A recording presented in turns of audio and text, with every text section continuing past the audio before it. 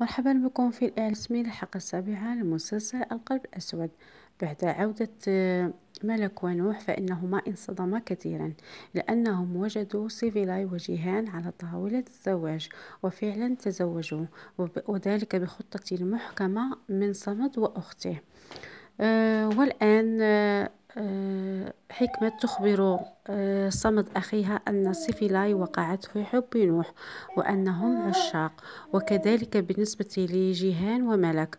وبزواج جيهان وسيفيلاي كأننا أطلقنا النار على التوأم. صمد الآن يريد متأكد أنه يريد من التوأم أن يخرج من القصر، لأنهم الآن في نظره كالنار مع البارود. أما بالنسبة لسمرو فتحاول أن تقنعه ببقائهم ويتركهم في القصر، وتقول له حب ملك وجيهان انتهى بزواج سيفيلاي.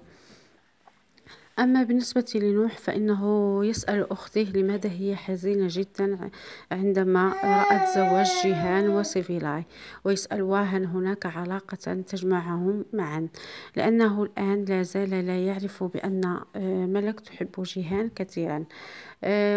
ورأينا كذلك في الإعلان أن ملك غاضبة جدا وقامت بصفع جيهان. أحداث مشوقة وجميلة، أتمنى أن تشتركوا في قناتي لتصلكم كل الإعلانات، وشكرا لكم وإلى اللقاء إلى فيديو آخر.